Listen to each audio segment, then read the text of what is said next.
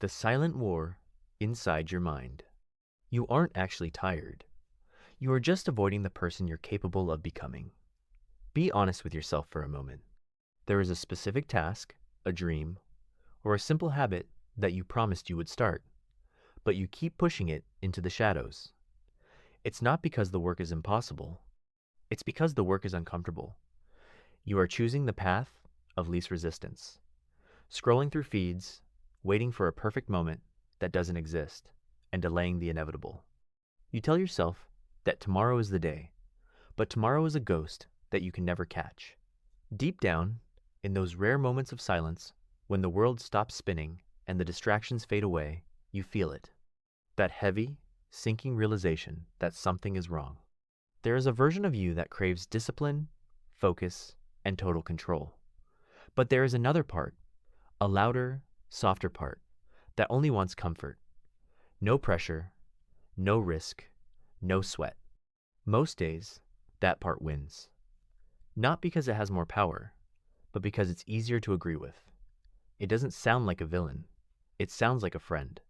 It doesn't tell you to quit. It just tells you to wait. It whispers that you've earned a break or that you should relax just a little bit more. Every time you listen, it feels harmless. It feels normal. But what you don't see is the slow, silent erosion of your potential. This isn't a sudden crash. It's a slow leak. Day after day, small excuses turn into weeks of stagnation. Small delays turn into years of regret. Until one day, you look at your life and realize that while nothing has fallen apart, nothing has grown either. You are simply stuck in the same place you were a year ago. That's when the weight of it hits you. You had the time. You had the resources. You knew exactly what you needed to do. But you traded your greatness for the temporary relief of what was easy. Now, the very idea of starting feels like moving a mountain, not because you lack the strength, but because you've lost the habit of trying. Your mind has become a locked room where comfort is the warden. Anything that requires effort now feels like an attack on your peace. But here's the truth that changes the game. That voice in your head telling you to wait isn't your soul. It's just a neurological loop. It's a pattern you've rehearsed so many times that it now plays on its own. It's a survival mechanism designed to keep you safe, not to make you great. The moment you realize that you are the observer of that voice and not the voice itself, you create space. You are no longer a passenger to your impulses. You are the pilot.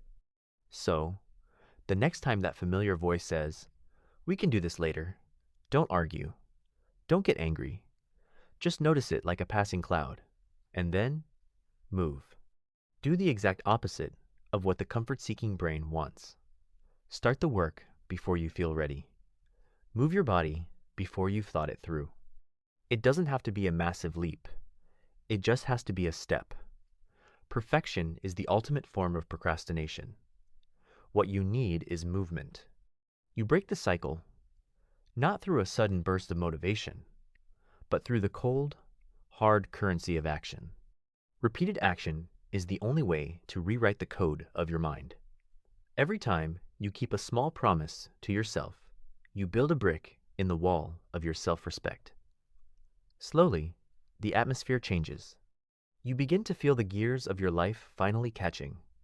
You feel that sense of clarity and the return of your personal power. You are no longer trapped in the maze of your own thoughts, because you are finally walking the path of your own choosing. The more you move, the quieter the excuses become. They don't disappear entirely, but they lose their authority. You realize that the war inside your mind never truly ends, but for the first time in a long time, you are the one winning it.